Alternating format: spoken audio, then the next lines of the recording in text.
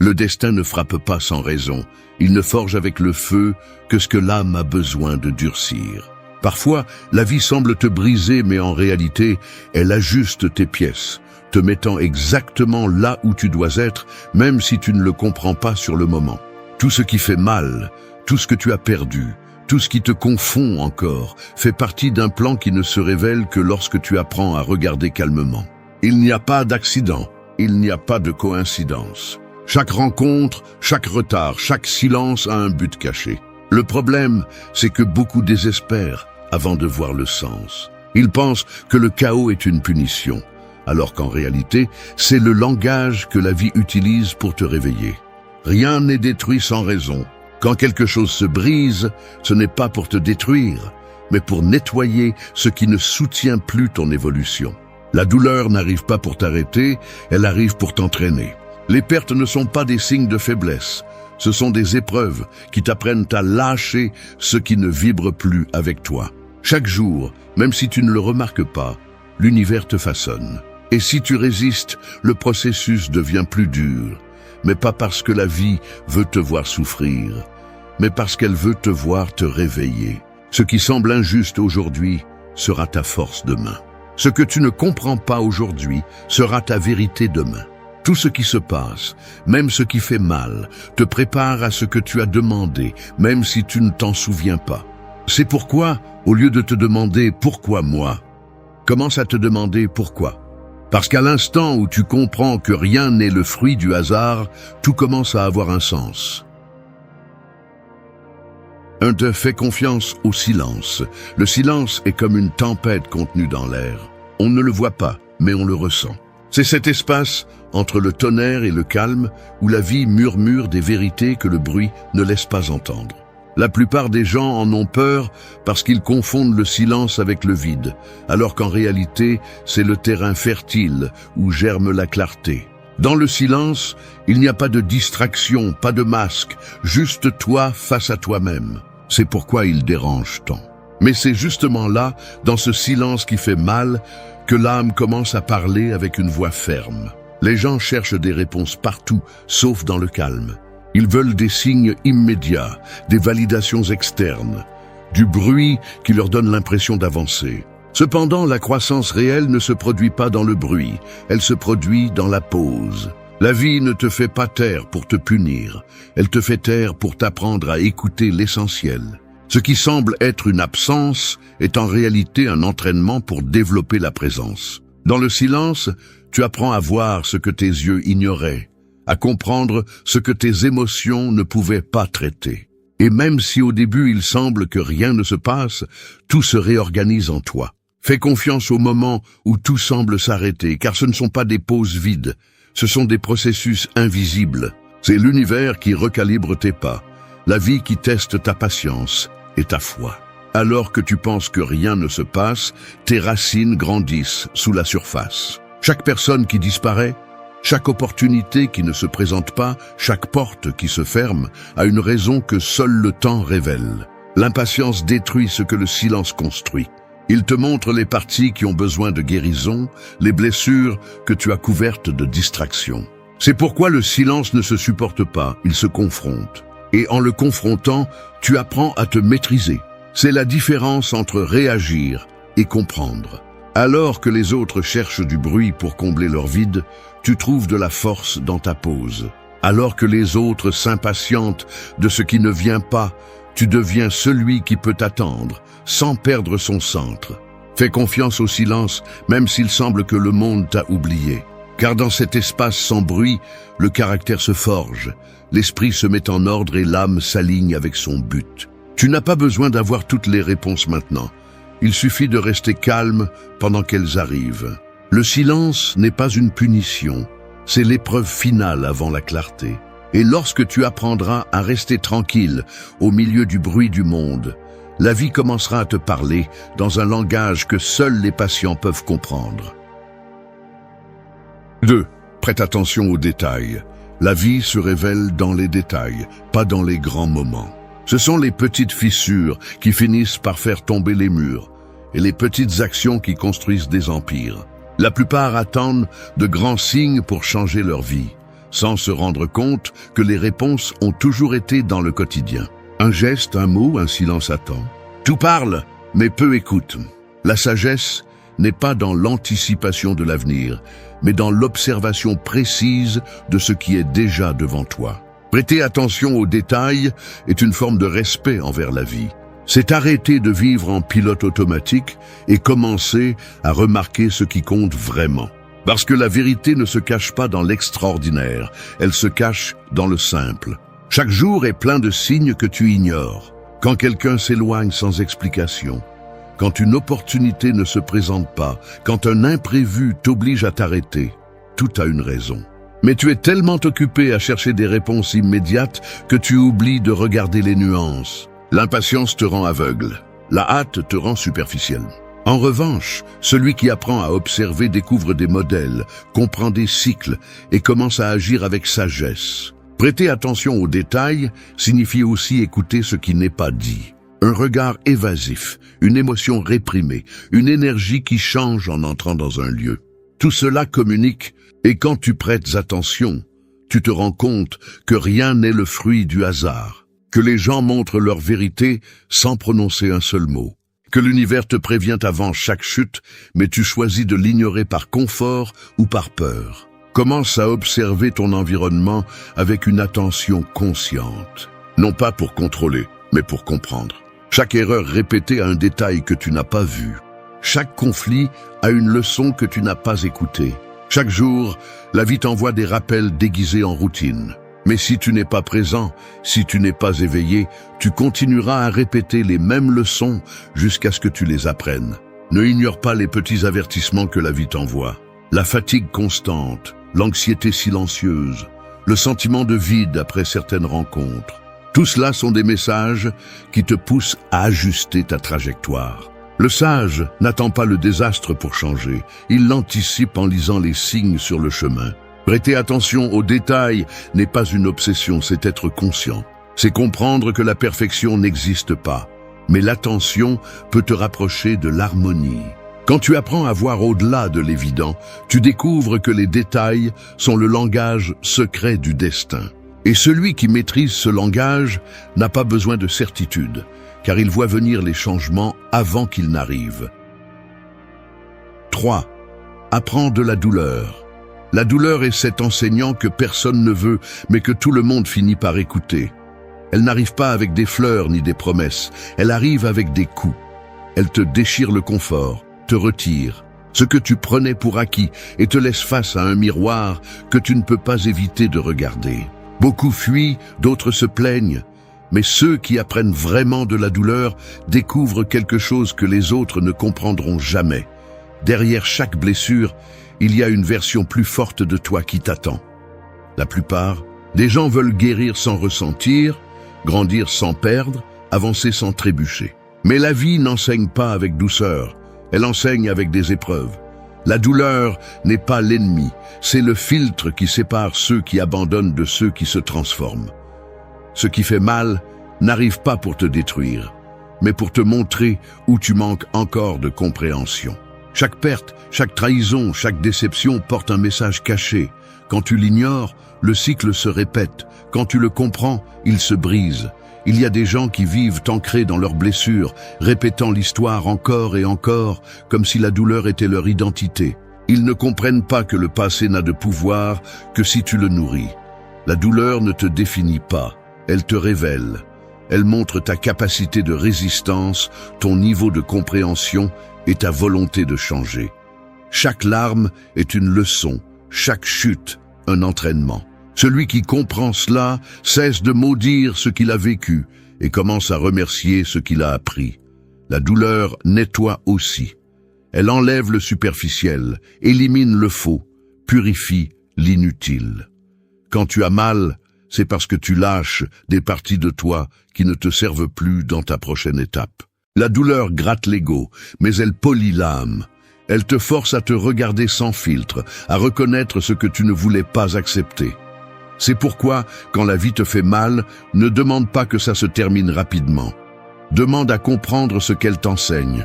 Apprendre de la douleur, c'est apprendre à ne pas blâmer, à ne pas chercher des responsables, mais du sens.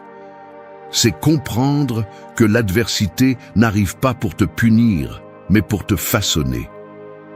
Les épreuves les plus dures sont celles qui forment le caractère le plus ferme. Et le temps, cet allié silencieux, se charge de te montrer pourquoi chaque coup était nécessaire. Ce qui aujourd'hui semble une blessure, demain sera une cicatrice qui te rappellera ce que tu as été capable de surmonter. Tu n'as pas besoin de craindre la douleur, tu as besoin de l'écouter. Parce que quand tu le fais, elle se transforme. Et quand tu arrives à la voir comme un maître et non comme un ennemi, la vie change complètement. Celui qui apprend de la douleur cesse d'espérer que les choses soient faciles et commence à être plus fort que n'importe quelle difficulté. La souffrance ne disparaît pas, mais tu n'es plus le même à l'affronter, et c'est là que se produit la véritable transformation. 4. Augmente ton énergie. L'énergie est comme une monnaie invisible que tu dépenses quotidiennement sans t'en rendre compte. Tu la donnes dans des conversations vides, dans des pensées qui te drainent, dans des soucis qui ne changent rien. Et puis tu te demandes pourquoi tu te sens fatigué, même si tu n'as rien fait de physique. Ce n'est pas le corps qui s'épuise, c'est l'âme qui se dégrade dans ce qui n'a pas de sens. Augmenter ton énergie n'est pas quelque chose de mystique, c'est apprendre à diriger ton attention vers ce qui te renforce plutôt que vers ce qui te consume. Chaque pensée est un investissement. Chaque émotion est un choix. Si chaque jour tu livres ton esprit à la peur, à la colère, à la comparaison ou au drame des autres, tu donnes l'énergie que tu pourrais utiliser pour construire ta vie. La plupart ne le remarquent pas, mais chaque mot qu'ils prononcent et chaque pensée qu'ils répètent façonnent leur destin. L'énergie que tu émets crée la réalité à laquelle tu es confronté. C'est pourquoi certains avancent avec fluidité, tandis que d'autres ont l'impression que tout se complique.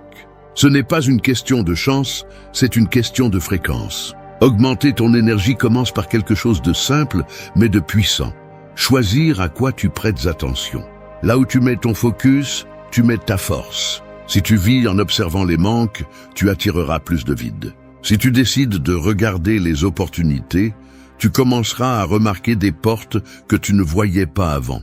Le changement ne se produit pas à l'extérieur, il se produit dans ta vibration interne. Et cela ne peut être accompli que lorsque tu arrêtes de nourrir des pensées qui ne te servent pas. L'esprit est comme un jardin. Si tu le remplis de déchets, n'attends pas de fleurs. Mais si tu en prends soin, si tu surveilles ce que tu sèmes, il fleurira inévitablement. Tu dois aussi prendre soin des personnes avec qui tu partages ton énergie. Il y a ceux qui t'élèvent rien qu'avec leur présence, et d'autres qui t'éteignent dès qu'ils entrent dans une pièce. Il ne s'agit pas de juger, mais de te protéger. Apprends à reconnaître qui te stimule et qui te draine. Toutes les relations ne méritent pas ton attention. Parfois, se retirer en silence est la forme la plus haute de respect envers toi-même. Chaque interaction influence ton état émotionnel, et chaque état émotionnel définit l'énergie que tu projettes au monde. Ton environnement compte aussi. Ce que tu écoutes, ce que tu consommes, ce que tu vois tous les jours façonne ta vibration. Si tu remplis ton esprit de nouvelles négatives, de critiques ou de distractions sans but, tu abaisses ton niveau d'énergie sans t'en rendre compte. En revanche, si tu choisis de la musique, des lectures ou des conversations qui t'inspirent, tu nourris ton esprit. Tu ne peux pas espérer te sentir bien en vivant entouré de ce qui t'éteint. Commence à être conscient de ce que tu émanes. Ton ton, ta posture, ta façon de parler reflètent le niveau de ton énergie. Les personnes qui vibrent haut n'ont pas besoin de le dire, on le ressent. Elles dégagent de la confiance, de la clarté et de la direction. Non pas parce que tout leur réussit, mais parce qu'elles ne se gaspillent plus dans ce qu'elles ne peuvent pas contrôler. Augmenter ton énergie est une décision quotidienne. 5. Brise tes cycles. Chaque vie se répète comme une horloge cassée, indiquant la même heure encore et encore. Tu changes de lieu, tu changes de visage, mais le modèle est toujours là, déguisé sous d'autres noms. Ce ne sont pas les circonstances qui se répètent, c'est toi qui répètes ta réaction à ces circonstances. Tant que tu n'as pas compris la leçon, le cycle revient. C'est comme si la vie te disait fermement « tu ne l'as pas encore appris ».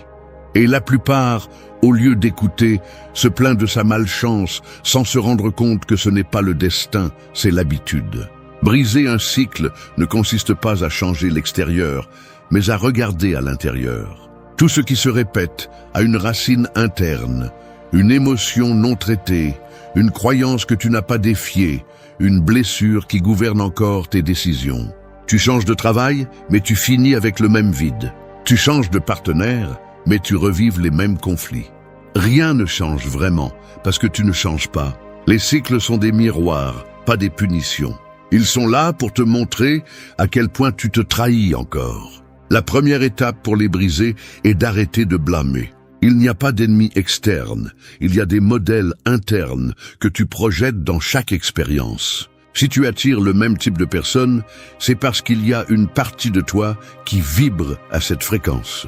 Ce n'est pas de la magie, c'est de l'inconscience. Ce que tu ne guéris pas, tu le répètes. Et tant que tu n'as pas le courage de l'affronter, tu resteras coincé dans la même histoire avec différents personnages. Briser un cycle exige aussi de la douleur. Pas celle qui te détruit, mais celle qui purifie.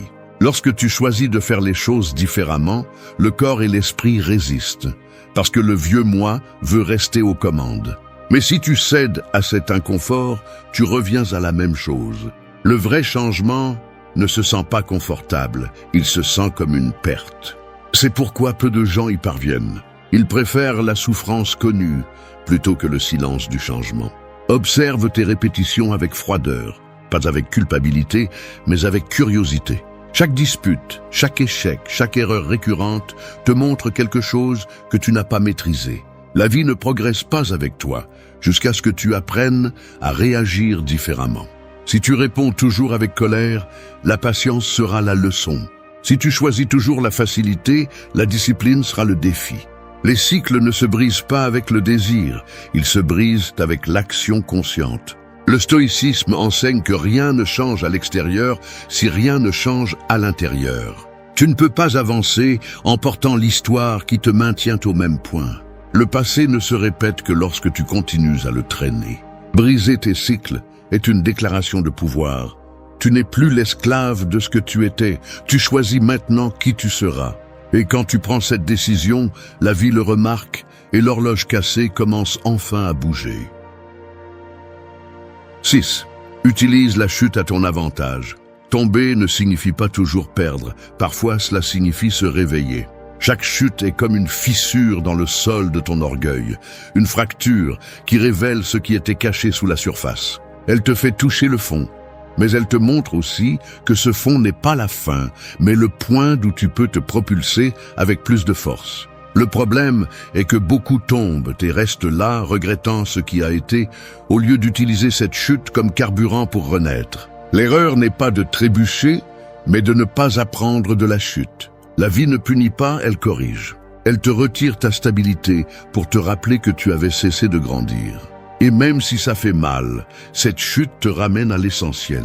Ce qui fait mal te recentre. Elle te force à regarder ce que tu avais ignoré, à ajuster ta trajectoire, à redéfinir ta valeur. Chaque fois que la vie te renverse, elle te donne une opportunité de te reconstruire, avec plus de clarté et de but. Mais si tu choisis de rester au sol, le coup aura été vain. Utiliser la chute à ton avantage, c'est avoir la maturité d'accepter que tout ne se passera pas comme tu l'espères. C'est comprendre que l'échec n'est pas l'ennemi du succès, mais son professeur le plus exigeant. Chaque fois que tu échoues, la vie te montre quelles parties de toi ont besoin de se renforcer. Les chutes révèlent tes faiblesses, mais elles réveillent aussi ta résilience. Ce sont des miroirs qui ne mentent pas. Ils te montrent jusqu'où va ta force quand tout s'effondre. Il y a ceux qui tombent et se plaignent de l'injustice, et il y a ceux qui tombent et observent ce que le sol leur enseigne. La différence est dans la perspective. Si tu vois la chute comme une perte, tu t'enfonces. Si tu la vois comme une leçon, tu grandis. Personne ne devient sage dans le confort. La sagesse naît des coups. Chaque erreur a une instruction cachée, et chaque obstacle contient la graine de la croissance. Mais seul celui qui se relève les yeux ouverts peut la voir. Quand tu tombes, ne te précipite pas pour te relever par orgueil. Reste un moment sur ce sol, écoute ce que le silence te dit. Demande-toi quelle partie de toi s'est vraiment effondrée. Était-ce ton plan ou ton ego? Parfois, la vie te fait tomber pour te débarrasser de ce dont tu n'as pas besoin, pour te vider de poids inutiles et te préparer à quelque chose de plus grand. Le sol est inconfortable, mais il enseigne l'humilité. Utiliser la chute à ton avantage, c'est apprendre à ne pas la craindre. Avoir confiance en ce que si le chemin t'a renversé, il te montre aussi le prochain pas. La chute ne détruit pas celui qui sait apprendre, elle le propulse. Parce que le véritable échec n'est pas de tomber, mais de ne pas comprendre pourquoi tu l'as fait. Quand tu réussiras à regarder en arrière, sans rancune, sans honte et sans peur, tu auras transformé la chute en le point où a commencé ton ascension. 7. Lâche ce qui pèse. Marcher avec le passé sur le dos, c'est comme essayer de courir avec une valise pleine de pierres.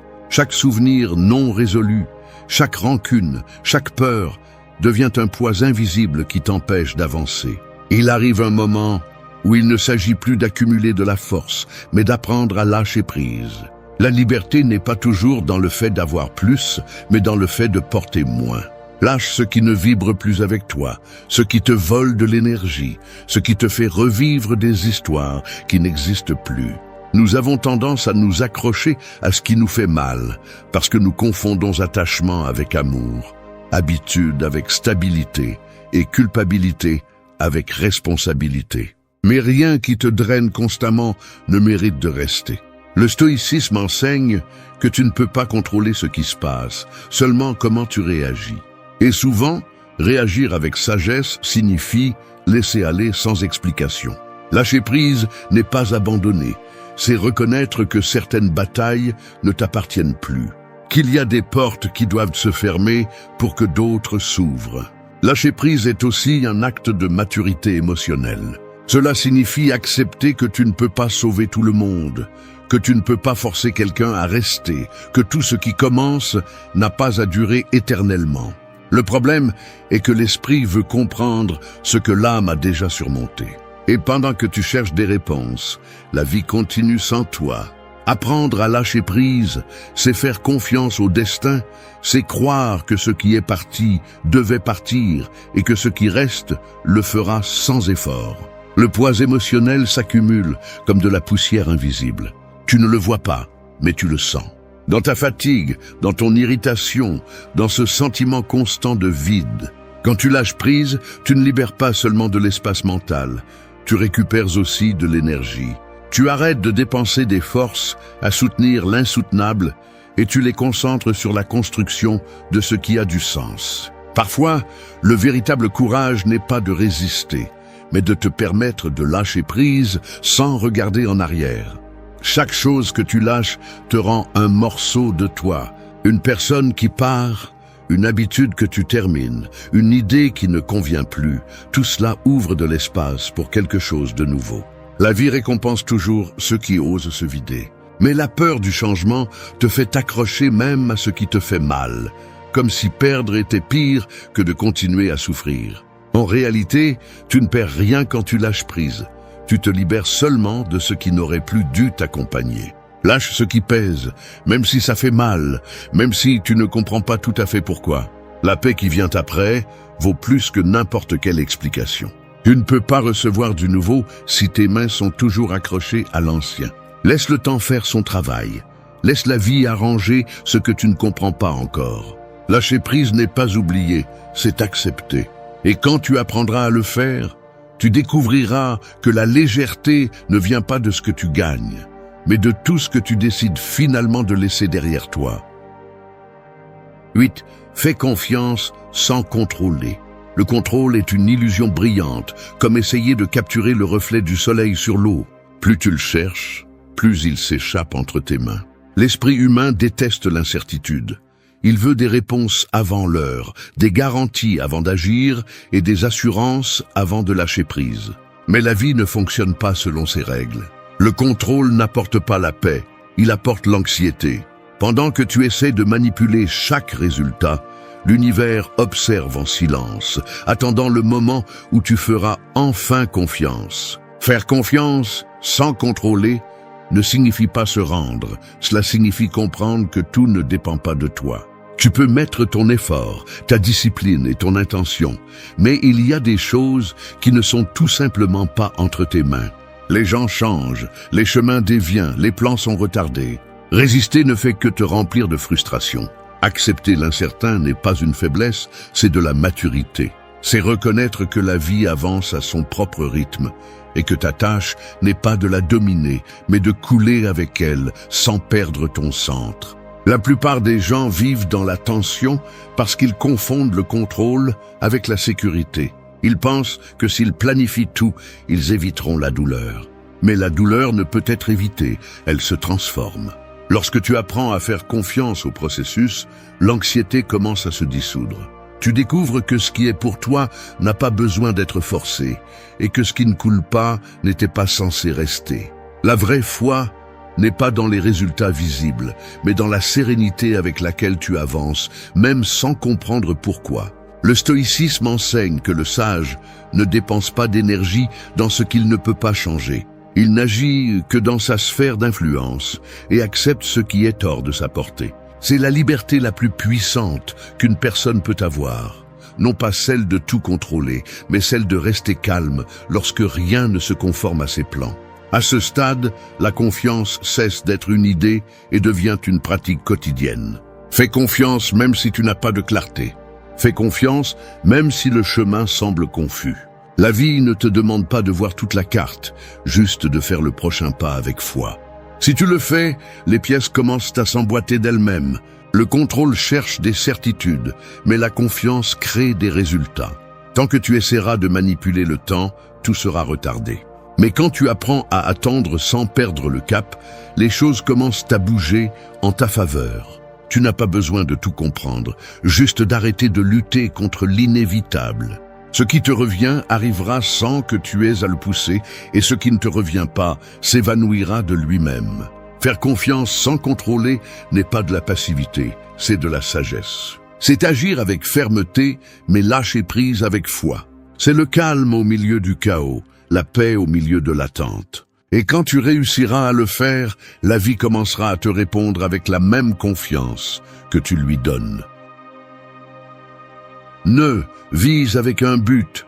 La vie sans but est comme un bateau sans gouvernail, il bouge mais n'avance pas. Chaque jour passe, mais rien ne change vraiment.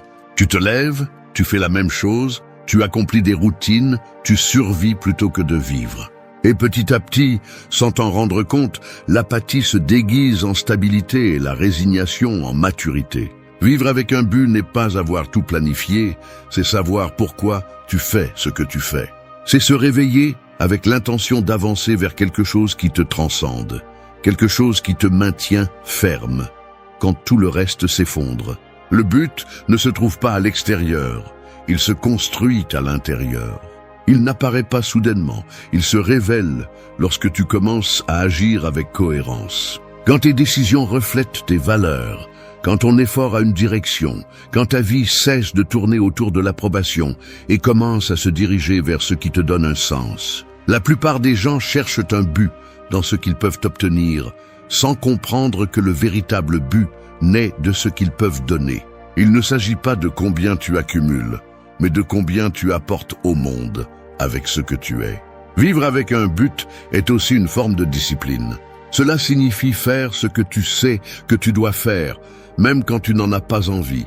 Tu ne te sentiras pas inspiré tous les jours, mais si tu as un but clair, tu sauras pourquoi il vaut la peine de continuer. Le but transforme la difficulté en entraînement et la fatigue en signification. Quand tu as un pourquoi, tu supportes n'importe quel comment. Beaucoup attendent que la vie leur donne la motivation pour commencer, mais la motivation arrive après l'action. Le but te donne une direction quand l'émotion disparaît. Il te rappelle que tout ce qui brille n'est pas important, que l'essentiel fait rarement du bruit, et que si tes objectifs ne naissent pas de l'intérieur, tu finiras par courir après ce qui ne comble pas. Le but est cette boussole interne qui te guide, même quand le brouillard t'empêche de voir le chemin. Vivre sans but te rend vulnérable à la distraction. Tu deviens une proie facile pour l'urgent, le superficiel, ce qui ne laisse pas de traces. Mais celui qui vit avec un but ne se laisse pas entraîner par le bruit. Il sait quand dire non, il sait quand s'arrêter et quand avancer. Son focus ne dépend pas de la reconnaissance ni du résultat immédiat, mais de la satisfaction de construire quelque chose qui transcende. Le stoïcisme enseigne que le sens de la vie n'est pas d'éviter la souffrance, mais de l'utiliser pour te renforcer. Tout ce que tu fais avec un but t'élève, même ce qui est difficile, parce que le but n'est pas une destination, c'est une façon de vivre. Quand tu trouves cette raison qui te motive, chaque jour devient une opportunité de servir, de grandir et de laisser une empreinte. Et à ce moment-là, la vie cesse de se sentir comme un fardeau et commence à se sentir comme une mission. 10. Tout a un sens. Parfois, la vie semble être un puzzle sans instruction, avec des pièces qui ne s'emboîtent pas et des moments qui semblent n'avoir aucune logique.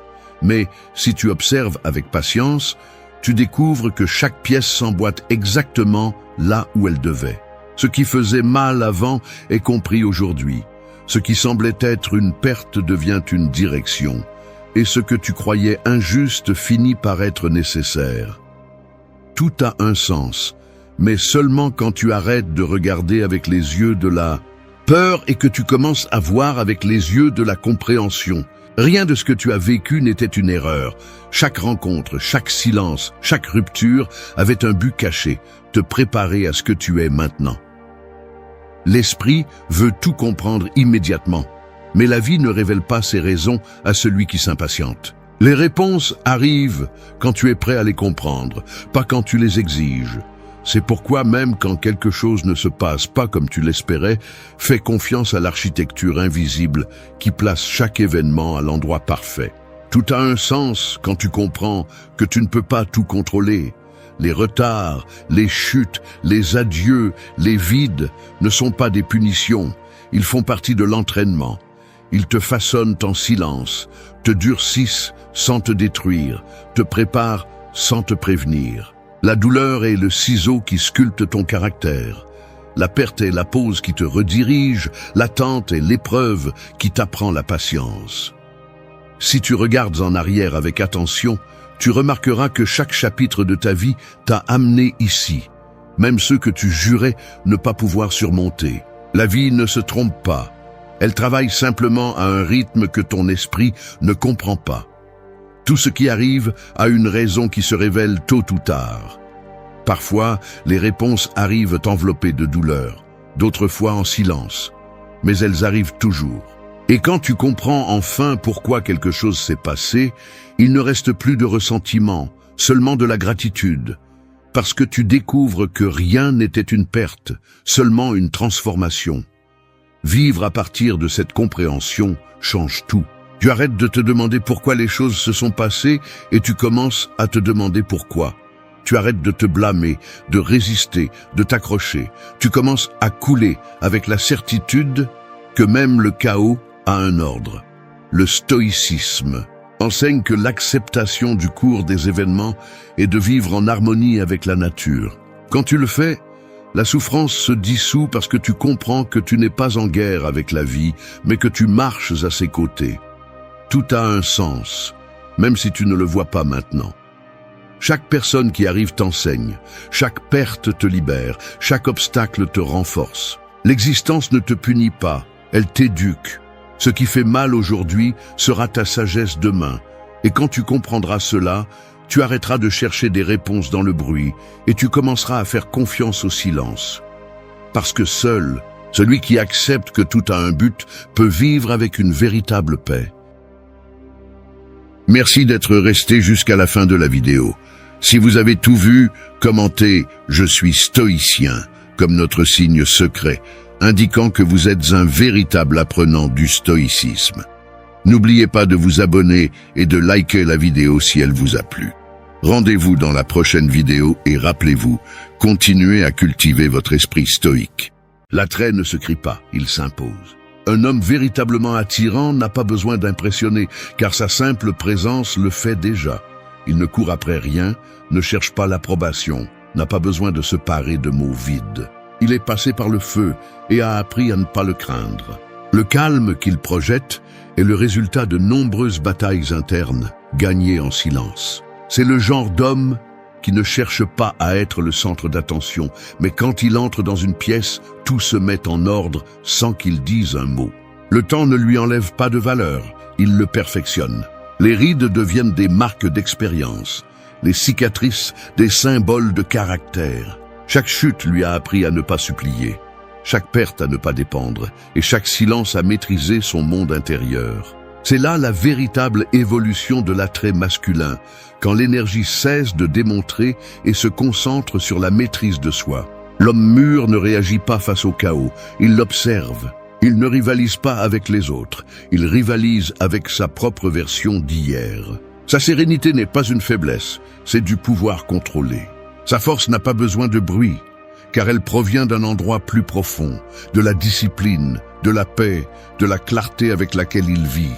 Cette vidéo est un appel à cette transformation pour comprendre que le véritable magnétisme naît lorsque tu cesses de poursuivre et commences à attirer.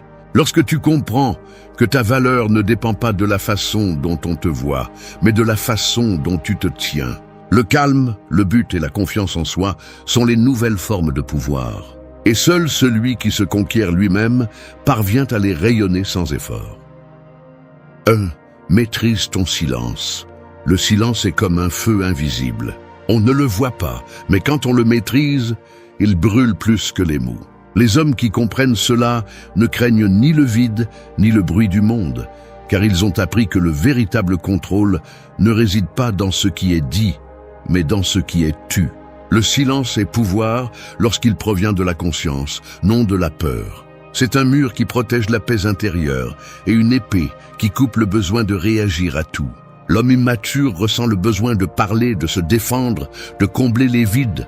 Il cherche à s'imposer avec des mots parce qu'il ne fait pas encore confiance à sa présence. Mais l'homme qui s'est forgé dans l'introspection comprend qu'il n'est pas nécessaire d'expliquer ce que le temps peut démontrer. Parler moins ne signifie pas savoir moins. Cela signifie choisir avec précision ce qui mérite une réponse et ce qui mérite d'être oublié. Chaque fois que tu choisis de te taire, tu ne t'affaiblis pas, tu te renforces. Maîtriser le silence n'est pas disparaître, c'est se faire présent sans bruit. C'est regarder en face, garder son calme et ne pas perdre son sang-froid, même lorsque tout autour de toi cherche à te provoquer. Quand tu ne réagis pas, tu désarmes. Quand tu n'expliques pas, tu déconcertes. Quand tu choisis le silence, tu rends évident ton contrôle. Celui qui contrôle sa voix contrôle son esprit, et celui qui contrôle son esprit devient immunisé contre le chaos. Le silence est aussi une forme d'intelligence. Il te permet d'observer ce que les autres ne remarquent pas, d'entendre ce qui n'est pas dit, de comprendre au-delà des apparences. Dans un monde où tous rivalisent pour être entendus, celui qui sait écouter se distingue. La véritable force ne se démontre pas en criant, mais en comprenant. Le calme au milieu de la provocation révèle le caractère, et ce calme ne peut naître que de la maîtrise intérieure. Apprendre à se taire ne signifie pas réprimer, cela signifie choisir avec sagesse. Il y a des moments où le silence parle plus clairement que tout argument. Quand quelqu'un cherche à te provoquer et n'obtient pas de réaction, il comprend qu'il n'a pas de pouvoir sur toi. C'est l'attrait de l'homme qui maîtrise son silence. Il transmet le contrôle, il transmet le mystère, il transmet le respect. Non pas parce qu'il essaie de paraître, mais parce qu'il n'a vraiment pas besoin de prouver quoi que ce soit. Le silence guérit aussi. Il te connecte avec toi-même, te permet d'écouter tes propres pensées sans le bruit du monde. Il t'apprend à répondre à partir de la raison et non de l'émotion. Et cet équilibre, cette capacité à attendre avant d'agir, à réfléchir avant de parler, est ce qui distingue l'homme impulsif de l'homme sage. Maîtriser le silence, c'est se maîtriser soi-même.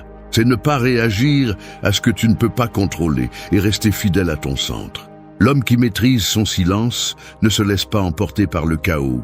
Il l'observe de loin, le comprend et le surmonte. Sa présence devient magnétique parce qu'elle transmet quelque chose que peu de gens ont, la stabilité. Et dans un monde plein de voix vides, la stabilité devient la forme la plus pure de pouvoir. Quand tu apprends à te taire, tu ne deviens pas petit, tu deviens plus fort. Ton silence devient un message qui dit « Je n'ai pas besoin de parler pour prouver qui je suis ». C'est là la véritable maîtrise. C'est là l'attrait qui ne vieillit pas. celui qui naît de la conquête du bruit intérieur et de la transformation du silence en ta plus grande force. 2. Marche avec un but. Marcher sans but est comme tenir une épée sans tranchant. Tu peux la brandir avec force, mais elle ne coupera rien. Beaucoup d'hommes croient qu'ils avancent simplement parce qu'ils bougent, mais la vérité est que sans direction, le mouvement ne signifie pas progrès. Marcher avec un but n'est pas seulement se déplacer, c'est le faire avec intention, avec un sens clair derrière chaque pas. L'homme qui comprend cela ne court pas après le bruit, ne cherche pas l'immédiat, ne gaspille pas d'énergie dans ce qui n'ajoute pas. Chaque action qu'il entreprend est guidée par une raison qu'il a lui-même choisie. Un homme sans but vit à la dérive, se laisse porter par ce que les autres pensent, par ce que la société impose ou par ce que la peur dicte. Mais l'homme qui marche avec un but ne suit pas le courant, il le confronte. Il sait clairement où il va et ne s'excuse pas pour cela. Il ne se laisse pas entraîner par des distractions ou des désirs passagers. Il comprend que son temps est limité et son énergie sacrée. C'est pourquoi il choisit avec précision dans quoi il investit les deux. Sa démarche n'est pas impulsive, elle est stratégique. Marcher avec un but ne signifie pas avoir toutes les réponses, mais avoir une clarté de direction. Tu peux changer de chemin, mais pas d'essence. Peu importe si le terrain est incertain ou si le monde semble contre toi, l'important est de ne pas t'arrêter par peur. Le but est ce qui te relève lorsque la motivation s'épuise. C'est ce qui te pousse lorsque le doute te murmure à l'oreille. Et cette détermination est ce qui distingue les hommes ordinaires des hommes qui inspirent. Un homme avec un but ne cherche pas l'approbation, car il s'approuve déjà lui-même. Il n'essaie pas de prouver quoi que ce soit, car son chemin parle pour lui. Il ne craint ni le rejet ni l'échec, car il comprend que les deux font partie de sa formation. Le but lui donne la tranquillité, mais aussi le feu. Il le rend concentré, mais sans rigidité. Il le rend conscient que tout ce qui brille ne mérite pas son attention et que tout ce qui fait mal ne mérite pas sa réaction. L'attrait d'un homme avec un but ne réside pas dans ses paroles, mais dans la cohérence entre ce qu'il dit et ce qu'il fait. On le remarque dans son regard, dans sa posture, dans la façon dont il affronte la journée avec conviction. Chaque pas reflète son engagement envers quelque chose de plus grand que lui-même. Peu importe s'ils le comprennent ou non. Il ne cherche pas à être compris, il cherche à avancer. Cette indépendance intérieure, cette assurance qu'il irradie sans effort, c'est ce qui le rend magnétique. Marcher avec un but implique aussi de renoncer à ce qui n'est pas aligné avec ta vision. Dire non, même si ça fait mal. T'éloigner, même s'il te juge. Attendre, même si le monde court. La patience devient une alliée, pas une faiblesse. Car un homme avec un but sait que tout arrive quand ça doit arriver, pas quand il l'exige. Il ne cherche pas de raccourci, il construit le chemin avec discipline et cohérence. Le but te donne une présence différente, une énergie que les autres ressentent. Tu n'as pas besoin de crier tes objectifs, ils se perçoivent dans ta façon de bouger. Quand tu marches avec un but, le monde remarque que tu n'es pas perdu, que tu n'improvises pas, que ta vie a une direction. Cette certitude est rare. Et c'est pourquoi elle attire. Parce que le but ne se feint pas, il se vit. Et celui qui l'a sans dire un mot devient une référence. Le but ne définit pas seulement ta destination, il définit ton caractère. C'est le feu qui te maintient ferme quand tout semble s'éteindre. Et quand un homme vit ainsi, son chemin laisse une trace, car il ne marche pas pour impressionner, mais pour transcender. 3. Protège ta paix. La paix intérieure est comme une forteresse. Elle ne se construit pas du jour au lendemain, ni ne se maintient sans vigilance. Chaque pensée négative, chaque personne qui draine ton énergie, chaque situation qui te sort de ton centre, essaie de renverser ces murs. C'est pourquoi protéger ta paix n'est pas un acte d'égoïsme, c'est une forme d'intelligence. L'homme qui a compris sa valeur ne permet à personne d'entrer dans son esprit, ni au chaos extérieur de contrôler son état intérieur. Il y a ceux qui sont fiers de leur résistance, de tout supporter, de se taire pendant que le monde les frappe, mais la véritable force n'est pas de résister à ce qui te détruit, mais de t'éloigner de ce qui ne t'ajoute plus rien. Tous les conflits ne méritent pas ton attention, toutes les provocations ne méritent pas de réponse. La paix devient une priorité lorsque tu comprends que ton énergie est finie et ton temps limité. Celui qui vit en se défendant de tout finit par se vider. Celui qui choisit ses batailles grandit en silence. Protéger ta paix, c'est savoir quand te retirer, même si cela te fait paraître distant. C'est garder son calme quand le reste est désespéré. Garder son sang-froid quand les autres cherchent à te faire sortir de tes gonds. Cette sérénité ne s'improvise pas, elle se travaille. Elle arrive quand tu apprends à maîtriser tes réactions, quand tu arrêtes de vouloir avoir le dernier mot et comprends que ne pas répondre est aussi une forme de réponse. Il ne s'agit pas de fuir le monde, mais de ne pas laisser le monde vivre en toi. Les personnes qui n'ont pas trouvé la paix cherchent à voler celle des autres. Elles parlent depuis le bruit qui les consume, projettent leur frustration, ont besoin que tu réagisses pour se sentir puissante. Mais quand tu restes calme, tu désarmes leur jeu. Ton calme devient ton bouclier, ton silence ta défense. Personne ne peut contrôler celui qui se contrôle lui-même. Protéger ta paix implique aussi de dire non. Non aux personnes qui apportent toujours du drame, non aux environnements qui te drainent de ton énergie, non aux pensées qui te sabotent. C'est un acte de discipline émotionnelle, pas de froideur. Tu ne peux pas construire un esprit fort si tu l'exposes constamment au désordre. Apprendre à fermer des portes ne te rend pas insensible, cela te rend sage. La société te dira que tu dois endurer, que tu dois être bon, que tu dois céder pour éviter les conflits. Mais il y a un point où céder est te trahir. Ta paix vaut plus que l'approbation de ceux qui ne la comprennent pas. Tu n'as pas besoin de justifier tes limites à personne. Celui qui te respecte les comprend, celui qui ne le fait pas ne mérite pas ton énergie. Un homme en paix projette quelque chose que les autres ressentent sans comprendre pourquoi. Sa présence est stable, son énergie est pure. Il ne vit pas sur la défensive, il ne cherche pas à dominer, il est simplement en contrôle. Et cela le rend magnétique. Parce que dans un monde plein de bruit, sa tranquillité se démarque. Sa sérénité n'est pas une faiblesse, c'est un pouvoir contenu. Les gens confondent son silence avec le désintérêt, sans savoir que c'est de la sagesse en action. Quand tu apprends à protéger ta paix, tout change. Tu arrêtes de courir après le chaos et tu commences à attirer la tranquillité. Tu arrêtes de chercher à être compris et tu te concentres sur te comprendre. La paix ne se trouve pas à l'extérieur, elle se construit à l'intérieur. Et quand tu la chéris comme le bien le plus précieux que tu possèdes, le monde cesse d'avoir du pouvoir sur toi. Parce qu'un homme qui vit en paix avec lui-même a déjà gagné la bataille la plus importante, celle de ne pas se perdre au milieu du bruit. 4. Contrôle tes émotions. Les émotions sont comme la mer, elles peuvent t'élever ou te traîner au fond. Si tu n'apprends pas à naviguer, tu finiras par être victime de ces vagues. Beaucoup d'hommes pensent que contrôler leurs émotions signifie les réprimer, mais il ne s'agit pas d'éteindre ce que tu ressens, mais de le diriger avec intelligence. Le contrôle émotionnel ne signifie pas froideur. Il signifie avoir la sagesse suffisante pour ne pas permettre qu'une réaction momentanée détruise ce que tu as construit avec calme. L'homme qui ne maîtrise pas ses émotions vit en esclavage par elles. Il se laisse emporter par la colère, agit par impulsion, prend des décisions à partir de la blessure et regrette ensuite. Celui qui se laisse contrôler par ce qu'il ressent finit par perdre le respect, les opportunités et les relations précieuses. Le contrôle ne te rend pas moins humain, il te rend plus conscient.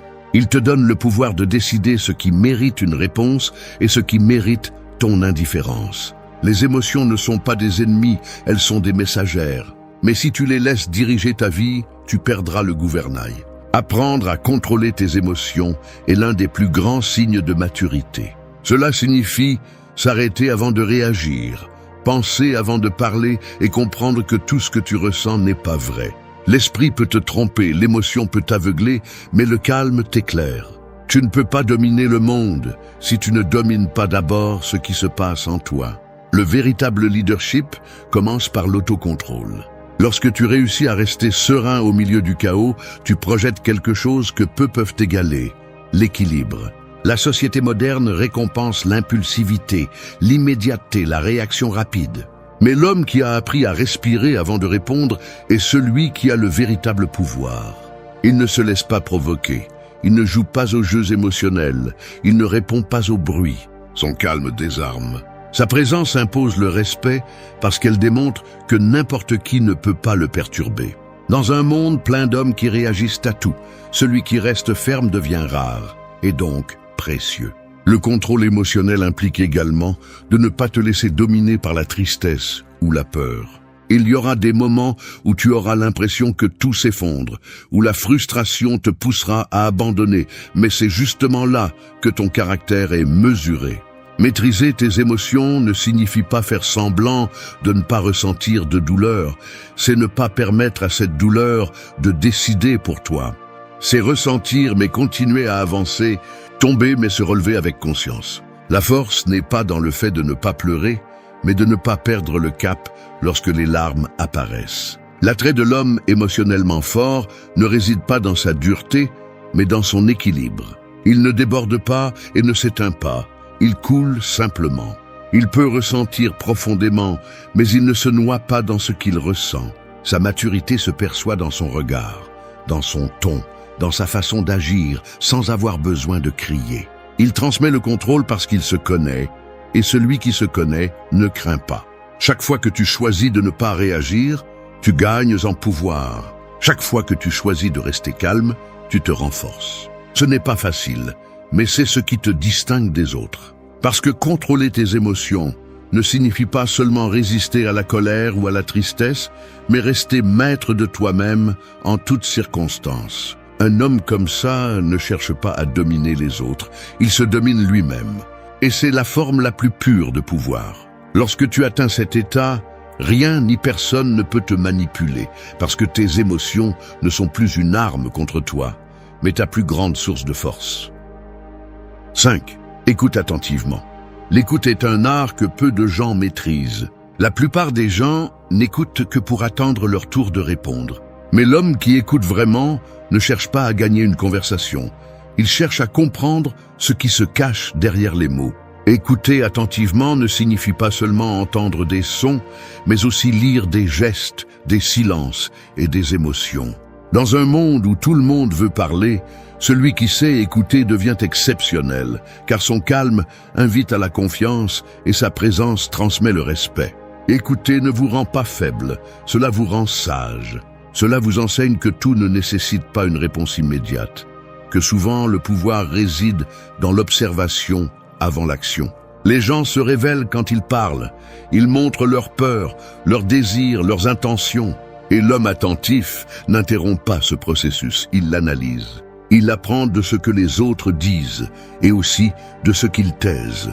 Chaque mot que vous écoutez sans juger vous donne un avantage que peu de gens ont, la compréhension profonde. L'homme qui ne sait pas écouter est piégé dans son ego. Il pense tout savoir et se ferme à l'apprentissage. Son besoin de s'imposer lui fait perdre des opportunités et du respect. En revanche, celui qui maîtrise l'art de l'écoute devient quelqu'un que les autres recherchent. Parce qu'ils savent qu'ils ne cherchent pas à les corriger, mais à les comprendre. Et c'est dans cette compréhension que naît le véritable leadership. Les gens font confiance à celui qui les fait se sentir écoutés, pas à celui qui a toujours quelque chose à dire. Écouter attentivement signifie aussi écouter vos propres pensées, vos émotions et vos impulsions avant d'agir. C'est vous donner de l'espace pour réfléchir avant de décider. C'est comprendre quand quelque chose vous parle depuis la blessure ou depuis la sagesse. Tout ce que vous ressentez n'est pas une vérité absolue. Parfois c'est juste du bruit. L'écoute intérieure vous permet de faire la différence entre les deux, et cela fait la différence entre réagir ou répondre intelligemment. Dans la vie, écouter vous protège. Cela vous permet de lire l'atmosphère, de comprendre les intentions, de détecter les mensonges déguisés en compliments et les vérités qui se cachent entre les lignes. Un homme attentif voit au-delà de l'évident. Il ne se laisse pas manipuler par des mots vides, ni se laisser séduire par des promesses incohérentes. Sa capacité à écouter le rend stratégique, observateur, difficile à tromper.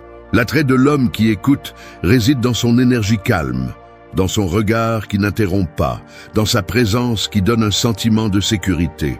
Il n'a pas besoin de dominer la conversation pour avoir du pouvoir. Son pouvoir vient de sa capacité à percevoir ce que les autres ignorent. Alors que tout le monde cherche à être écouté, il écoute et apprend.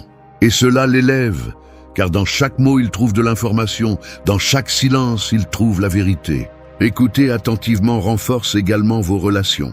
Cela vous rend plus empathique, plus juste, plus sage en répondant. La plupart des conflits naissent de ne pas vraiment écouter. Lorsque vous apprenez à le faire, vous cessez de discuter pour gagner et commencez à communiquer pour comprendre. Et cela vous distingue. Parce que l'homme qui écoute démontre un contrôle émotionnel, une maturité et un respect pour l'autre. L'écoute est l'outil le plus puissant de l'homme conscient. Il lui permet de lire le monde sans parler trop. Il donne un avantage invisible sur ceux qui se noient dans leur propre bruit. Écouter attentivement, c'est maîtriser l'esprit, garder l'ego sous contrôle et agir avec sagesse. C'est le signe le plus silencieux d'intelligence et le reflet le plus clair d'un esprit fort. 6. Vice avec un but. La vie sans but est comme une flèche lancée sans objectif. Elle peut parcourir une grande distance, mais elle n'impactera jamais rien. Beaucoup d'hommes existent, mais peu vivent vraiment. Ils se lèvent, travaillent, répètent des routines, mais derrière chaque action, il n'y a pas de direction, seulement de l'inertie. Vivre avec un but est différent. C'est comprendre que chaque jour, chaque décision, chaque pas a un sens plus profond. C'est arrêter d'agir par obligation et commencer à le faire avec intention. Le but n'est pas trouvé d'un coup, il est construit. Il naît de te connaître, de comprendre ce qui te motive, ce qui te façonne, ce qui te donne un sens. Vivre avec un but ne signifie pas que tout est sous contrôle. Cela signifie que même au milieu du chaos, tu sais pourquoi tu continues à avancer. Ce n'est pas avoir une vie parfaite, c'est avoir une raison puissante de te lever même quand tout semble s'effondrer. L'homme qui vit avec un but n'est pas distrait par le superficiel. Il ne se laisse pas séduire par le bruit du monde, ni par les désirs momentanés. Il a une clarté sur ce qu'il veut construire, et cette clarté le rend fort. Alors que d'autres cherchent la validation, il cherche la cohérence. Alors que beaucoup vivent selon ce que les autres attendent d'eux, il vit selon ce que son âme exige d'être. Cette différence le transforme. Le but donne une direction à l'énergie. Il donne un sens au sacrifice, rend la patience supportable, fait que l'effort ne se ressente pas comme un fardeau, mais comme une partie du processus. L'homme sans but se brise face aux difficultés parce qu'il ne sait pas pourquoi il se bat. Celui qui en a un se durcit, se concentre et continue.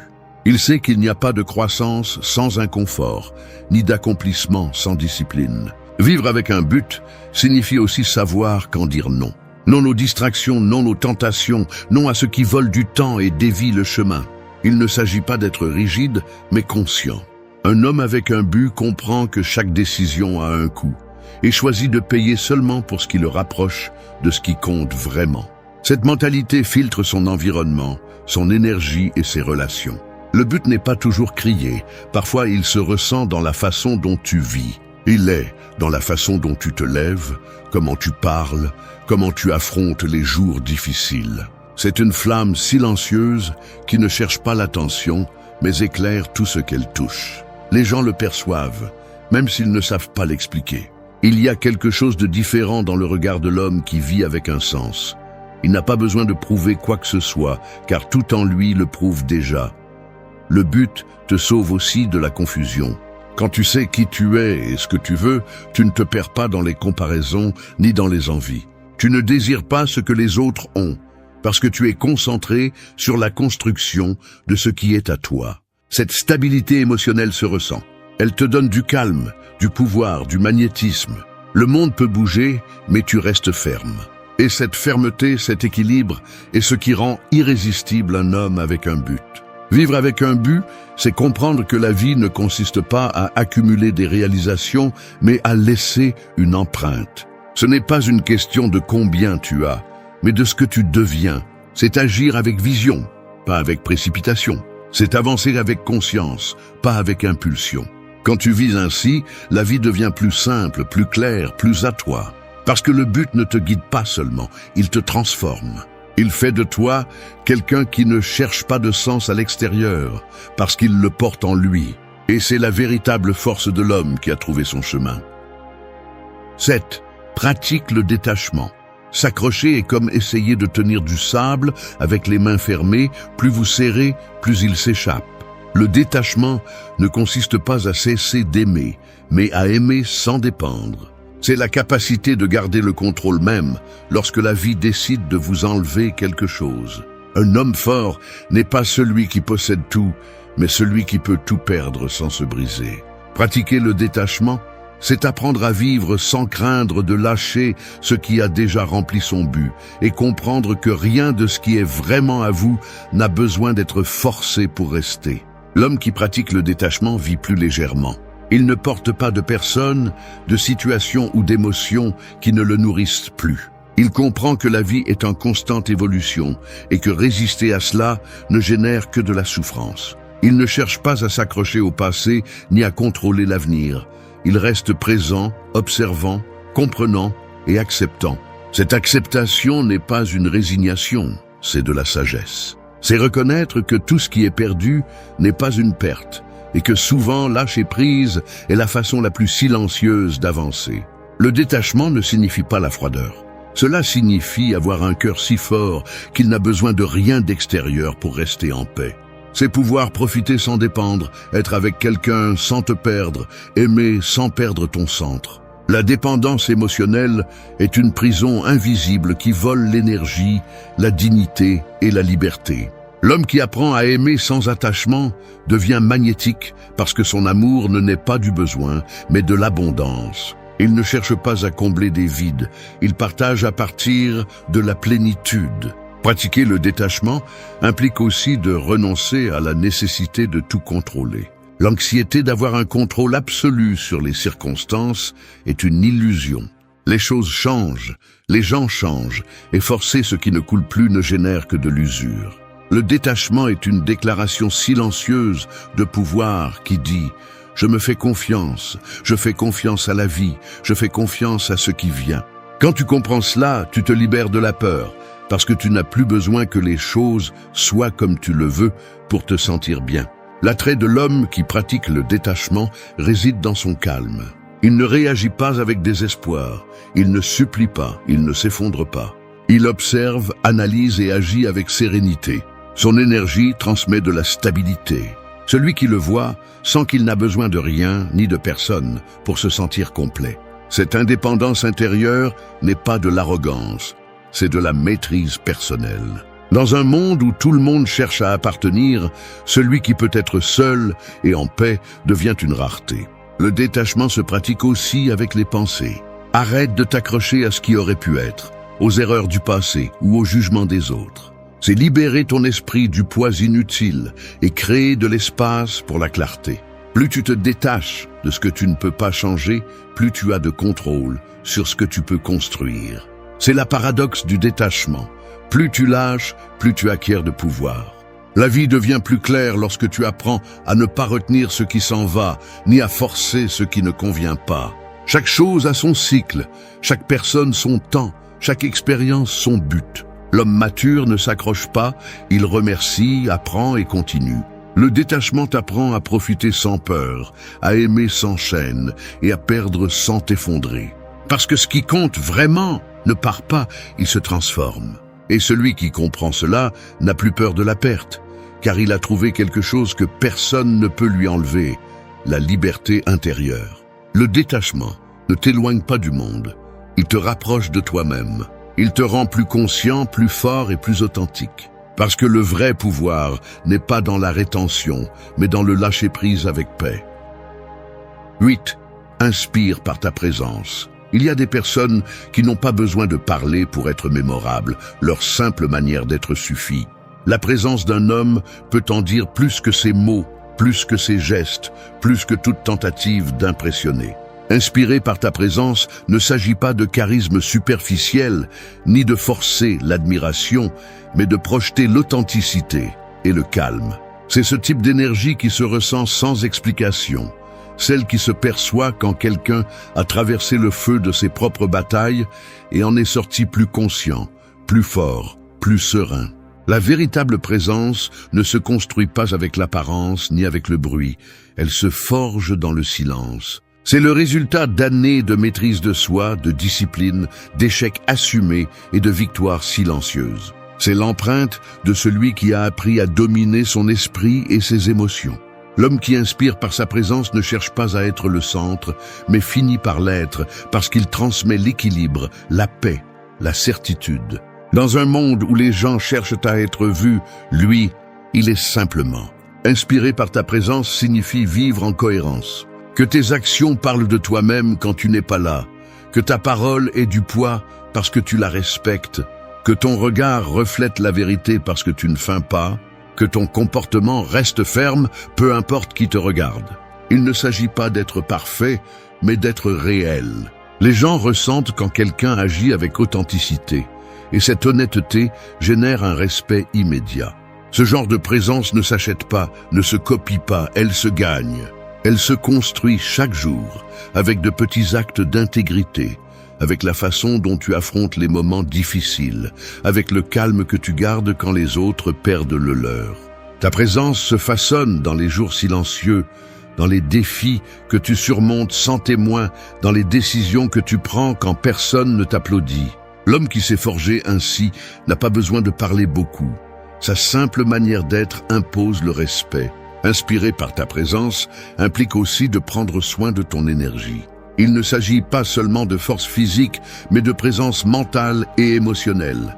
De savoir quand avancer et quand se taire. De projeter la maîtrise sans agressivité, l'autorité sans arrogance. L'équilibre entre la sérénité et la fermeté est ce qui rend la présence d'un homme magnétique. Les gens ressentent quand tu es en contrôle, quand tu ne te disperses pas, quand tu sais exactement qui tu es. Cette clarté attire sans effort. La présence se reflète aussi dans la façon dont tu traites les autres. Un homme qui inspire n'a pas besoin de s'imposer. Il inspire parce qu'il écoute, parce qu'il respecte, parce qu'il reste calme, même quand l'environnement est hostile. Les gens se souviennent de celui qui les fait se sentir en sécurité, pas de celui qui cherche à démontrer sa puissance. Être quelqu'un dont la présence inspire n'a rien à voir avec la façon dont on te voit, mais avec ce que tu provoques chez les autres quand tu es présent. Quand ton énergie transmet la stabilité, quand ton regard montre la paix, quand ta voix ne tremble pas face à l'adversité, ton simple existence devient un exemple. Tu n'as pas besoin de convaincre, ta vie devient ton argument. Inspiré par ta présence signifie vivre de telle manière que même en silence, tu laisses une trace. Que les autres se demandent ce qui te donne tant de calme, ce qui te garde si centré, comment tu peux garder ton sang-froid quand les autres s'effondrent. C'est le résultat de la maîtrise de soi, du travail interne, qui ne se voit pas mais se ressent. Parce que la véritable inspiration ne naît pas de ce que tu dis, mais de ce que tu irradies. Quand tu atteins ce niveau, ta présence n'est plus seulement la tienne. C'est une force qui élève les autres sans que tu aies à lever le petit doigt. Merci d'être resté jusqu'à la fin de la vidéo. Si vous avez tout vu, commentez « Je suis stoïcien » comme notre signe secret, indiquant que vous êtes un véritable apprenant du stoïcisme. N'oubliez pas de vous abonner et de liker la vidéo si elle vous a plu. Rendez-vous dans la prochaine vidéo et rappelez-vous, continuez à cultiver votre esprit stoïque. Le bonheur n'est pas un but, c'est une façon de marcher. La plupart des gens le poursuivent comme s'il s'agissait d'un trophée que l'on obtient en atteignant un certain point de la vie. Mais le stoïcisme enseigne que le bonheur n'est pas atteint, il est construit. Il ne dépend pas du climat, de l'argent ou des personnes qui vous entourent. Il dépend de la manière dont vous choisissez de réagir à ce qui se passe. Parce que rien de l'extérieur n'a le pouvoir de vous briser si vous ne lui donnez pas la permission. Nous vivons à une époque où tout semble urgent, où le bruit extérieur dicte ce que nous devrions ressentir. Mais celui qui maîtrise son esprit, maîtrise son monde. Le stoïcien ne cherche pas à échapper au chaos. Il apprend à marcher à l'intérieur sans perdre son calme. Le vrai bonheur naît lorsque vous comprenez que vous ne pouvez pas contrôler ce qui se passe, mais comment vous l'interprétez. Ce choix entre réagir ou maintenir le calme définit votre liberté. Cette vidéo ne vous vendra pas de phrases vides. Elle vous parlera de discipline émotionnelle, d'apprendre à vous arrêter avant d'exploser, d'agir avec un but, de remercier même lorsque les choses ne se passent pas bien. Le bonheur n'est pas dans la fuite de la douleur, mais dans l'apprentissage de celle-ci. À travers ces 10 leçons, vous découvrirez que le bien-être ne consiste pas à avoir plus, mais à avoir besoin de moins. Parce que lorsque vous parvenez à contrôler votre esprit, vous ne dépendez plus des circonstances. Et c'est là, seulement là, que commence la vraie paix. 1. Questionne tes pensées. Questionner tes pensées, c'est comme allumer une lumière dans une pièce que tu as habitée pendant des années dans l'obscurité. Au début, ça fait mal parce que tu vois le désordre, les fissures, les ombres que tu préférais ignorer. Mais ce n'est qu'en regardant en face ce qu'il y a à l'intérieur que tu peux commencer à le mettre en ordre. L'esprit peut être ton meilleur allié ou ton pire ennemi. Tout dépend de combien tu le crois. On nous a éduqués à faire confiance à ce que nous pensons, mais le stoïcisme enseigne le contraire. Ne crois pas tout ce qui passe par ta tête. Ton esprit ne cherche pas toujours la vérité, il cherche souvent à te protéger, à te justifier ou à te maintenir dans ta zone de confort. Chaque pensée que tu acceptes sans questionner devient une chaîne invisible. Tu penses que tu n'es pas assez et ton corps obéit. Tu crois que les choses tournent toujours mal et tu commences à ne voir que les erreurs. Le cerveau humain a une tendance naturelle à exagérer le négatif, à fabriquer des scénarios catastrophiques qui se produisent rarement. Mais quand tu apprends à douter de ce que tu penses, tu récupères du pouvoir. Tu cesses d'être prisonnier de tes émotions et tu commences à voir la réalité clairement. Imagine que quelqu'un ne te répond pas à un message. Ton esprit, sans demander la permission, commence à construire des histoires. Il ne se soucie plus de moi, il m'ignore. J'ai fait quelque chose de mal. Mais rien de tout cela n'est un fait, juste une interprétation. Questionner tes pensées, c'est arrêter cette réaction automatique et te demander « Est-ce vrai ou est-ce juste ce que je crains que ce soit ?» Cette simple question peut te sauver des heures d'anxiété et de décisions impulsives. Les stoïciens pratiquaient l'observation constante de la pensée. Marc Aurèle écrivait chaque soir sur ses émotions, analysant ce qui l'avait perturbé pendant la journée. Il ne le faisait pas par habitude, mais pour libérer son esprit du bruit. Car celui qui n'examine pas sa pensée finit par en être l'esclave. Apprendre à questionner, c'est apprendre à vivre avec lucidité. Fais-le chaque jour. Quand une idée négative apparaît, ne lutte pas contre elle. Regarde-la en face et mets-la à l'épreuve. Demande-toi si elle est utile, si elle te rapproche du calme ou t'éloigne de lui. La plupart du temps, tu découvriras qu'elle n'était pas vraie, juste un reflet de tes peurs. Et quand tu apprendras à ne pas réagir à chaque pensée, tu auras fait le premier pas vers la liberté intérieure. Parce que contrôler l'esprit ne signifie pas le faire taire, cela signifie le comprendre. Et quand tu y arrives, aucune pensée ne peut te dominer. C'est là que commence le véritable bonheur. 2. Fais moins, mais avec un but. Nous vivons à une époque où tout le monde court sans savoir où ils vont. On confond mouvement avec progrès et productivité avec but. Mais bouger beaucoup ne signifie pas avancer, seulement s'épuiser plus rapidement. Le stoïcisme enseigne que la véritable efficacité n'est pas de faire plus, mais de faire ce qui est nécessaire, de choisir avec sagesse où dépenser ton énergie. Parce que la vie ne consiste pas à être occupé mais à être concentré. Pense à un archer qui tire sans viser. Il peut lancer 100 flèches et ne pas atteindre la cible, tandis qu'un autre, qui ne tire qu'une seule flèche, mais avec précision, atteint son but. C'est ainsi que fonctionne l'esprit moderne. Il lance des pensées, des tâches, des promesses et des projets sans direction, essayant de combler le vide laissé par le manque de but. Faire moins ne signifie pas abandonner, cela signifie agir avec intention. Beaucoup de gens se sentent vides, non pas parce qu'ils n'ont pas de temps, mais parce qu'ils l'investissent dans ce qui est faux. Ils travaillent sans relâche, vérifient leur téléphone toutes les 5 minutes, remplissent leur agenda de rendez-vous qui ne les rapprochent pas de ce qui compte vraiment. Et à la fin de la journée, même s'ils ont fait beaucoup, ils ont l'impression de n'avoir rien fait. La clé est de s'arrêter et de se demander « Est-ce que ce que je fais a du sens? Est-ce que cela me rapproche de mon but ou est-ce que cela me distrait simplement de lui ?» Fais moins, mais fais-le bien. Réveille-toi chaque matin avec une direction claire. Si aujourd'hui tu ne peux faire qu'une seule chose, qu'elle soit la bonne. Le monde t'apprendra à dire oui à tout. Mais la vraie croissance arrive quand tu apprends à dire non sans culpabilité. Prioriser n'est pas de l'égoïsme, c'est de l'intelligence émotionnelle. Tu n'as pas à tout faire, tu as juste à faire ce qui compte. Marc Aurèle écrivait que nous ne devrions pas gaspiller notre vie à poursuivre des choses que d'autres considèrent comme précieuses. La société récompense l'excès, mais le sage choisit la simplicité. Faire moins, c'est se rebeller contre l'idée que ta valeur dépend de combien tu es occupé.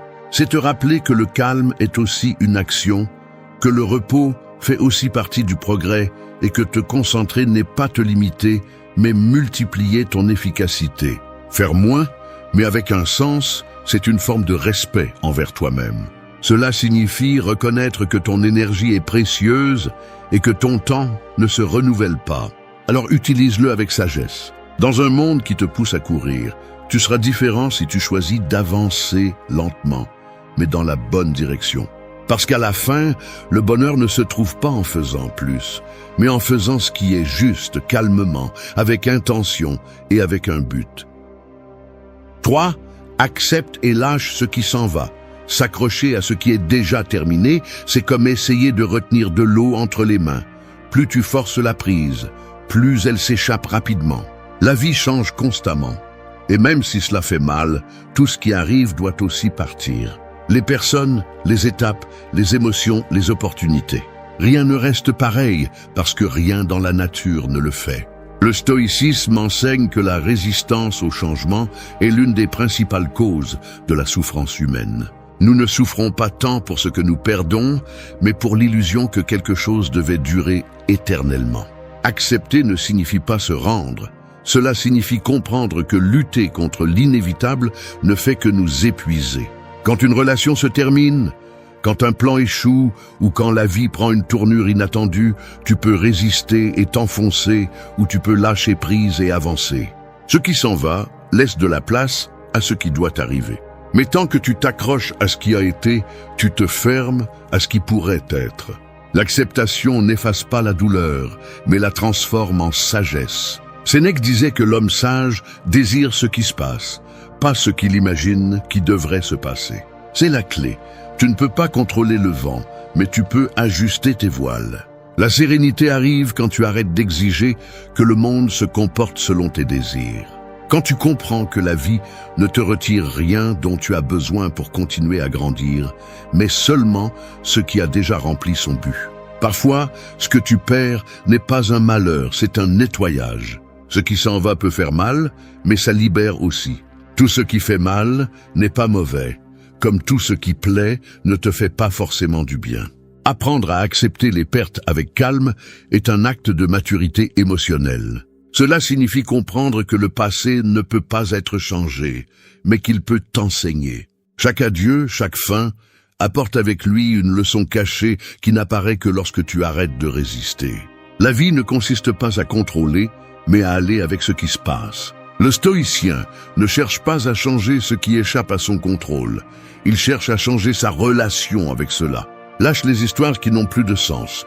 Lâche les culpabilités. Lâche le « et si ». S'accrocher, c'est rester coincé dans un temps qui n'existe plus. Lâcher prise, c'est choisir la paix plutôt que la souffrance. Accepter et lâcher prise n'est pas de la froideur, c'est de l'intelligence émotionnelle. C'est comprendre que le bonheur ne dépend pas de garder tout sous contrôle, mais de vivre en harmonie avec le changement.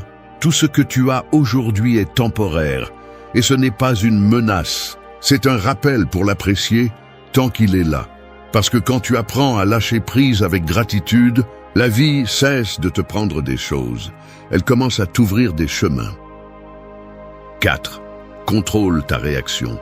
Quand quelqu'un jette une pierre dans l'eau, il ne peut pas empêcher la formation des ondes, mais il peut décider de ne pas la jeter. C'est ainsi que fonctionnent nos émotions. Tu ne peux pas toujours éviter ce qui se passe, mais tu as toujours le pouvoir sur la façon dont tu réponds. Le problème est que la plupart des gens vivent comme si leur réaction était automatique, comme si chaque provocation méritait une réponse. Chaque critique exigeait une défense et chaque problème nécessitait une explosion émotionnelle. Le stoïcisme enseigne le contraire. Celui qui contrôle sa réaction domine le cours de sa vie. L'esprit réagit avant de raisonner. Il entend un ton désagréable et la colère s'allume. Il perçoit une perte et la tristesse s'allume. Mais entre le stimulus et la réponse, il y a un espace. Et dans cet espace se trouve ta liberté. Viktor Frankl, qui a survécu au camp de concentration, disait que dans cet espace réside le pouvoir de choisir notre attitude face à n'importe quelle circonstance. C'est là l'essence du contrôle émotionnel stoïcien, répondre à partir de la raison et non de l'impulsion. Chaque fois que tu te laisses emporter par une réaction, tu cèdes du pouvoir. Celui qui réussit à te faire perdre ton calme te contrôle. La véritable force n'est pas dans le fait de crier plus fort, mais de garder le silence quand tout en toi veut exploser. Cela ne signifie pas te réprimer. Cela signifie observer avec lucidité ce que tu ressens avant d'agir. Les stoïciens pratiquaient la pause, non pas comme un signe de faiblesse, mais comme un acte de maîtrise de soi. Marc Aurèle, empereur de Rome, a fait face à des guerres, des trahisons et des pertes, mais il a gardé sa sérénité. Il écrivait que si quelqu'un t'offense, souviens-toi qu'il le fait selon sa perception du monde. Si tu réagis avec colère, tu tombes dans la même erreur. Contrôler la réaction n'est pas seulement une pratique philosophique, c'est une stratégie pour conserver ta paix. Imagine que quelqu'un te provoque. Tu peux rendre le coup ou garder ton calme. La différence n'est pas dans ce qu'on t'a fait, mais dans ce que tu choisis de faire. Réagir est facile, répondre avec sagesse est difficile. Chaque fois que tu choisis de ne pas répondre à partir de l'émotion, tu te renforces. Le calme n'est pas de la passivité, c'est du pouvoir concentré. Les études actuelles en neurosciences confirment ce que les stoïciens soupçonnaient déjà. Lorsque tu réagis avec colère ou peur, le cerveau limbique prend le contrôle et bloque la pensée rationnelle.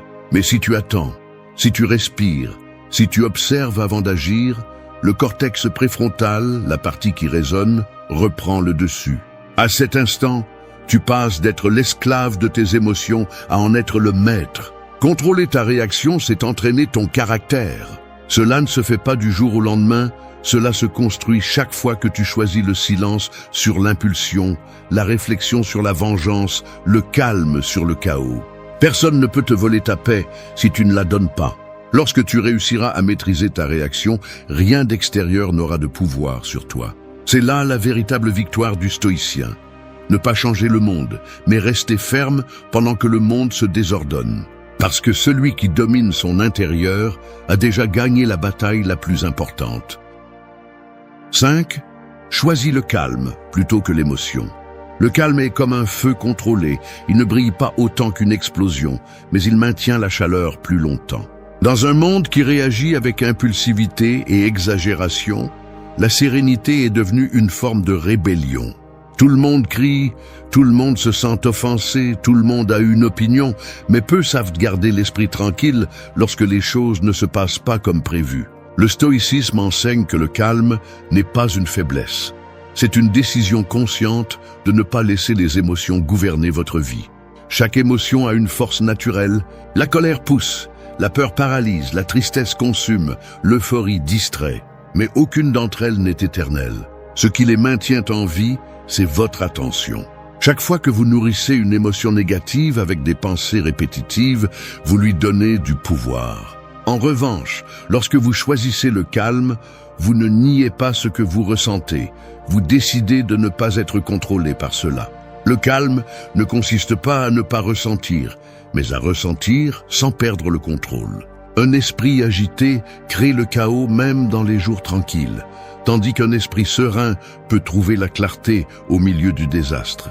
Lorsque vous apprenez à rester calme, vous prenez des décisions plus sages, vous parlez avec plus de précision et vous évitez de nuire à ce que vous regretteriez plus tard. Sénèque disait que la colère est une folie passagère, et il avait raison. Combien de fois une émotion momentanée détruit quelque chose qui a pris des années à construire? Le stoïcien ne réprime pas ses émotions, il les observe. Il les laisse passer comme des vagues, sans se laisser emporter. Il pratique le calme comme une discipline quotidienne, pas comme un état passager. Si quelqu'un le provoque, il respire avant de répondre. Si quelque chose tourne mal, il analyse avant de blâmer. Cette pause entre ce que vous ressentez et ce que vous faites est où se trouve la véritable force. La société moderne vous pousse à réagir rapidement, à donner votre avis sans réfléchir, à ressentir sans pause. Mais le calme nécessite une maîtrise intérieure, pas de la vitesse. Il nécessite une force mentale pour garder son sang-froid lorsque les autres perdent le leur. Et ce contrôle, avec le temps, devient respect. Les gens font confiance à celui qui reste serein sous pression, parce qu'il transmet l'équilibre et le véritable pouvoir. Apprendre à choisir le calme est un entraînement constant. Commencez par le quotidien. L'impatience dans le trafic, l'agacement face à un commentaire, la frustration lorsque quelque chose ne se passe pas comme prévu. Au lieu de réagir, observez. Demandez-vous si cela vaut la peine de perdre votre paix pour cela. La plupart du temps, la réponse sera non. Choisir le calme plutôt que l'émotion est une forme de protection. Vous protégez votre énergie, votre santé et votre dignité. Parce que personne ne gagne en discutant avec quelqu'un qui a perdu son sang-froid. Mais tout le monde respecte celui qui reste calme lorsque l'environnement s'effondre. Le calme n'est pas l'absence d'émotion, c'est la maîtrise d'elle. Et celui qui parvient à maîtriser cet art trouve un bonheur qui ne dépend pas du bruit du monde, mais du silence qu'il construit en lui. 6. Fluide avec la journée. Chaque matin est comme une rivière qui commence à bouger sans prévenir. Tu peux essayer de l'arrêter avec tes mains, mais tu finiras juste fatigué, frustré et trempé. La vie ne suit pas tes plans. Elle suit son propre cours. Prétendre tout contrôler est comme nager à contre-courant en pensant que cela te fera avancer.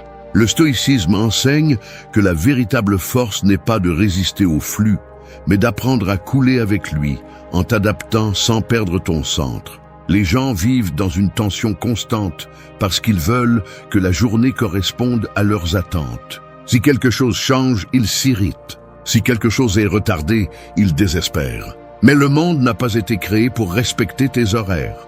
Chaque fois que tu te mets en colère parce que les choses ne se passent pas comme tu le souhaites, tu oublies que la seule chose que tu peux vraiment diriger est ton attitude. Le reste fait partie de la rivière. Fluir ne signifie pas abandonner, cela signifie agir intelligemment face à l'inévitable. Marc Aurèle écrivait que tout ce qui t'arrive était destiné à arriver depuis le début de l'univers, et résister à cela est lutter contre la nature elle-même. Les choses se passent comme elles doivent se passer, pas comme tu le souhaites. Et même si cela semble dur, accepter ce principe apporte une tranquillité qu'aucun contrôle ne peut te donner. Fluir avec la journée, c'est vivre en harmonie avec la réalité, pas avec la fantaisie de comment tu penses qu'elle devrait être. Quand tu comprends cela, tu arrêtes de te battre avec le quotidien. Tout ce qui te frustre n'est pas un problème, c'est souvent une leçon déguisée. Si le trafic te retient, peut-être devais-tu apprendre la patience. Si un plan est retardé, cela peut être une opportunité pour réajuster ta direction. Le stoïcien ne se demande pas pourquoi cela m'arrive, mais pourquoi cela m'arrive. Changer cette question transforme la façon dont tu expérimentes chaque jour. Fluir n'est pas passivité, c'est adaptation. C'est agir sans attachement aux résultats, faire ce qui est en ton pouvoir et lâcher ce qui ne dépend pas de toi. Épictète enseignait que la liberté est atteinte lorsque tu comprends cette différence. Tu t'efforces, mais tu ne t'obsèdes pas. Tu t'engages, mais tu ne te consumes pas. Et cela ne te rend pas indifférent, cela te rend sage. Parce que celui qui coule ne se brise pas, il se transforme avec le mouvement. Pense au bambou pendant une tempête. Le vent le plie, mais ne le brise pas.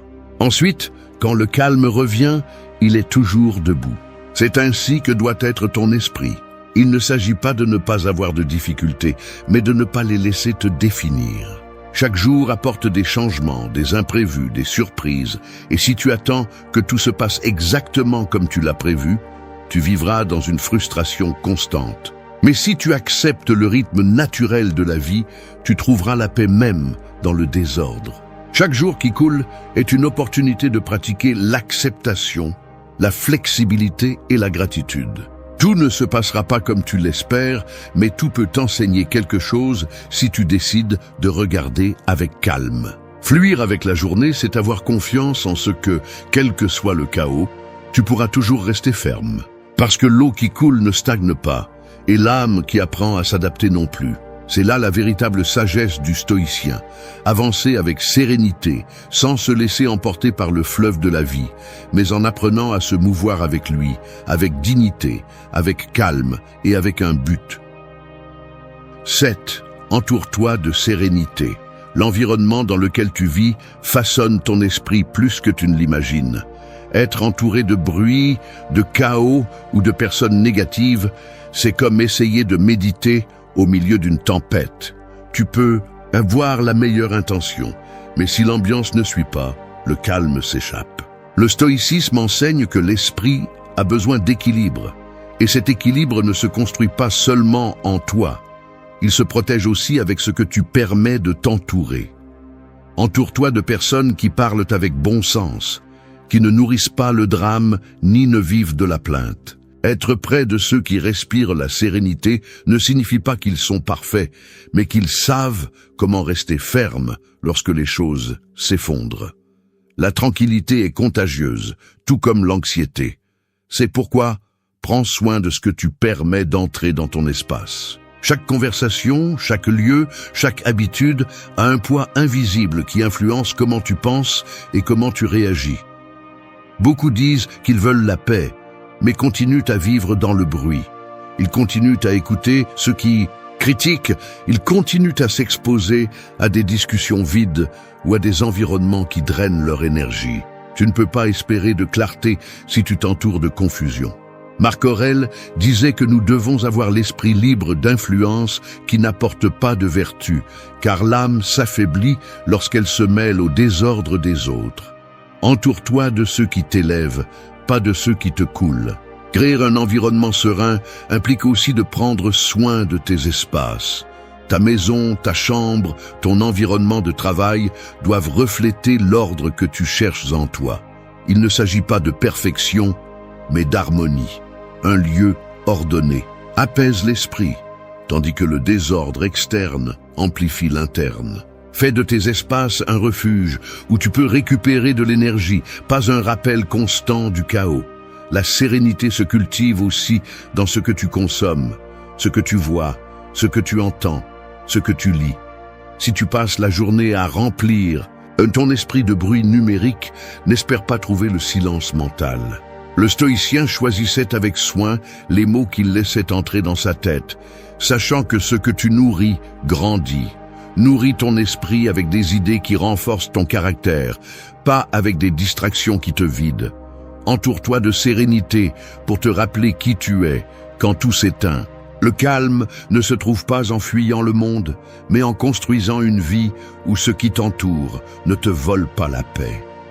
Prends soin de tes relations, de tes habitudes et de tes espaces comme si tu prenais soin d'un jardin. Parce que la sérénité n'arrive pas par hasard, elle se cultive chaque jour. Et quand tu apprends à la protéger, tu découvres que tu n'as pas besoin de fuir le bruit, parce que tu portes déjà la paix avec toi, même au milieu du monde. Oui, parle avec conscience. Les mots sont comme des graines. Une fois que tu les as lancés, tu ne peux plus arrêter ce qui va pousser. Ils peuvent porter des fruits ou ils peuvent empoisonner le terrain. Parler sans penser est l'un des actes les plus courants et les plus destructeurs de l'être humain. Le stoïcisme enseigne que ce qui sort de ta bouche doit d'abord passer par le filtre de la raison et du calme. Tout ce que tu penses ne doit pas être dit, et tout ce que tu ressens ne doit pas être exprimé immédiatement. Parler avec conscience est un art, et le maîtriser est l'une des formes les plus pures de discipline mentale. Chaque mot a du poids. L'un peut inspirer, l'autre peut blesser. L'un peut construire des ponts, l'autre peut les détruire. Nous vivons à une époque où tout le monde veut donner son avis, mais peu veulent comprendre. Les gens parlent plus pour s'imposer que pour communiquer. Le sage, en revanche, choisit le silence lorsque les mots n'apportent rien. Non pas par peur, mais par intelligence. Marc Aurèle disait que nous devons parler seulement quand c'est nécessaire et avec l'intention d'améliorer le silence. C'est la mesure. Parler avec conscience signifie s'arrêter avant de répondre. Te demander si ce que tu vas dire est utile, si cela vient du calme ou de l'impulsion. Beaucoup de conflits pourraient être évités si les gens apprenaient à faire une pause d'1 seconde avant de parler. La plupart n'écoutent pas pour comprendre, ils écoutent pour répondre. Et c'est pourquoi la communication devient une compétition d'ego plutôt qu'un échange de compréhension. Les mots ne sont pas oubliés. Une phrase dite avec colère peut rester gravée pendant des années. Tu ne peux pas contrôler comment les autres te perçoivent, mais tu peux décider du type d'énergie que tu transmets avec ta voix. Quand tu parles calmement, même un désaccord devient constructif. Mais quand tu parles avec colère, même la vérité devient agression. Le stoïcien ne cherche pas à avoir raison, il cherche à maintenir sa vertu. Parler avec conscience n'est pas toujours se taire, c'est savoir quand et comment parler. C'est comprendre que les mots sans intention sont du bruit. Et le bruit ne fait que confondre. Si cela n'améliore pas le moment, ne le dis pas. Si cela ne construit pas, garde le silence. Le pouvoir n'est pas dans le fait de dire beaucoup, mais dans le fait de dire ce qui est nécessaire avec clarté et sérénité. Parle avec le même calme avec lequel tu aimerais être écouté. Tes mots sont une extension de ton esprit, et si ton esprit est en paix, ta voix le sera aussi. Parler avec conscience, c'est agir avec un but, même dans la conversation. C'est reconnaître que chaque mot peut être un outil pour guérir ou une épée pour blesser. Utilise ce pouvoir avec responsabilité. Parce que lorsque tu maîtrises tes mots, tu maîtrises aussi ton esprit. Et lorsque l'esprit est sous contrôle, la paix devient inévitable. 9. Renforce ton caractère chaque jour. Le caractère est comme un muscle invisible qui soutient tout ce que tu es. Si tu ne l'exerces pas, il s'affaiblit. Et quand l'adversité arrive, il se brise simplement. En revanche, lorsque tu le renforces chaque jour, rien de l'extérieur ne peut te faire tomber. Le stoïcisme enseigne que le caractère ne se forme pas dans les grands moments, mais dans les petits actes répétés avec discipline. Chaque fois que tu choisis l'intégrité plutôt que la commodité, la constance plutôt que la paresse, ou le respect plutôt que la réaction, tu construis une force intérieure que le monde ne peut corrompre. Les personnes fortes ne naissent pas ainsi. Elles se forgent dans la difficulté. La douleur, la frustration et les échecs ne sont pas des ennemis. Ils sont la salle de sport de l'âme. Chaque épreuve que tu affrontes te donne l'opportunité de te durcir sans devenir froid, d'être ferme sans perdre la sensibilité. Marc Aurèle disait que le feu de l'adversité peut consumer ou purifier. Tout dépend de ce que tu décides d'en faire. Lorsque tu apprends à utiliser les défis comme entraînement, chaque jour devient une opportunité pour te renforcer. Renforcer le caractère ne consiste pas à feindre la dureté, mais à avoir une fermeté intérieure. C'est tenir parole même lorsque personne ne te regarde. C'est agir avec cohérence, même si personne ne le reconnaît. Le caractère se démontre quand il est plus facile de céder, quand personne ne te juge pour avoir abandonné, mais tu choisis quand même de continuer. Cette force silencieuse est ce qui distingue ceux qui parlent seulement de valeurs de ceux qui les vivent. Le stoïcien s'entraîne mentalement comme un soldat se prépare pour la guerre. Non pas parce qu'il désire le conflit, mais parce qu'il sait qu'il arrivera. Et quand il arrive, il ne le surprend pas, il l'affronte avec calme. Renforcer ton caractère, c'est te préparer pour la vraie vie, celle qui ne prévient pas, qui change sans demander la permission, qui teste tes limites quand tu t'y attends le moins. Si tu attends d'avoir de la motivation pour agir avec fermeté, tu échoueras. Le caractère ne dépend pas des émotions, il dépend des décisions répétées. Chaque jour, tu as des opportunités de l'entraîner. Quand tu choisis de ne pas abandonner face à la fatigue, tu le renforces. Quand tu dis la vérité, même si c'est difficile, tu le renforces. Quand tu décides de rester fidèle à tes principes, même quand personne d'autre ne le fait, tu le renforces. Ce sont de petits actes, presque invisibles, mais ce sont eux qui déterminent qui tu seras quand les choses deviendront difficiles. Le caractère solide ne se remarque pas dans les moments faciles, il se révèle dans le chaos. C'est ce qui te permet de garder la tête haute quand tout semble s'effondrer. Tu ne peux pas contrôler ce que la vie apporte, mais tu peux contrôler la personne que tu seras face à cela. Et si tu travailles sur ton caractère chaque jour, aucune tempête ne pourra te vaincre. Parce que celui qui est fort à l'intérieur n'a pas besoin de le prouver à l'extérieur. C'est la véritable invulnérabilité du stoïcien, un esprit ferme, un cœur serein et une volonté qui ne se plie pas face à la difficulté. 10. Remercie le présent. La vie passe si vite que beaucoup la vivent en courant vers un demain qui n'arrive jamais. Ils poursuivent des objectifs, des rêves, des validations, et quand ils atteignent enfin quelque chose, ils pensent déjà à la suite. La gratitude est l'art de stopper cette course et de regarder ce que tu as maintenant avec clarté. C'est comme ouvrir les yeux après une longue nuit et réaliser qu'il y a toujours eu de la lumière, mais tu étais trop occupé à en chercher plus. Le stoïcisme enseigne que le bonheur ne vient pas d'avoir plus, mais de nécessiter moins, de reconnaître l'abondance qui t'entoure déjà. Remercier n'est pas un acte de conformisme, c'est une forme de conscience. Cela ne signifie pas que tu renonces à tes objectifs, mais que tu apprends à apprécier le processus sans oublier ce que tu possèdes déjà. Beaucoup se plaignent de ce qui leur manque sans réaliser qu'ils ont déjà ce qu'ils ont un jour désiré. Chaque respiration, chaque lever de soleil, chaque conversation sincère sont des cadeaux qui passent inaperçus lorsque l'esprit est distrait. Sénèque disait que celui qui n'apprécie pas ce qu'il a est esclave de ce qu'il désire. La gratitude brise cette chaîne. Elle te ramène au présent et t'enseigne que tu n'as pas besoin de plus pour te sentir comblé. Quand tu remercies, tu transformes la façon dont tu vois le monde. Ce qui semblait peu devient suffisant. Ce qui semblait être une routine devient paix. Remercier est aussi une forme de force. Tous les jours ne seront pas bons, mais même dans les jours difficiles, il y a quelque chose pour lequel tu peux être reconnaissant. La leçon, la résistance, l'opportunité de t'améliorer. La gratitude n'élimine pas la douleur, mais elle l'adoucit. Elle t'aide à voir que même les épreuves ont un sens. Marc Aurèle l'entendait ainsi. Tout ce qui arrive est utile, si tu sais en tirer parti. Le sage remercie même ce qui fait mal, parce qu'il comprend que rien n'arrive sans raison. Pratique la gratitude comme une habitude quotidienne. Au réveil, rappelle-toi 3 choses pour lesquelles tu peux être reconnaissant, peu importe leur taille. À la fin de la journée, reconnais ce que tu as appris. Il ne s'agit pas d'écrire des phrases vides, mais de regarder sincèrement ta vie et de reconnaître que malgré tout, tu es ici, respirant, apprenant, grandissant.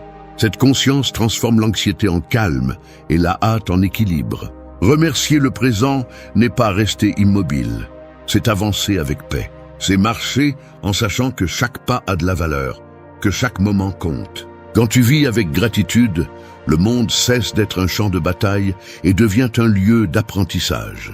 Et alors tu comprends, la véritable richesse n'est pas dans ce que tu espères avoir, mais dans ce que tu as déjà et que tu sais apprécier. Parce que celui qui remercie le présent vit déjà en abondance, sans peur du lendemain. Danke, dass du bis zum Ende des Videos geblieben bist. Wenn du alles gesehen hast, kommentiere, ich bin stoisch, als unser geheimes Zeichen, um zu wissen, dass du ein wahrer Schüler des Stoizismus bist. Vergiss nicht, den Kanal zu abonnieren und das Video zu liken, wenn es dir gefallen hat. Wir sehen uns im nächsten Video und denke daran, kultiviere weiterhin deinen stoischen Geist.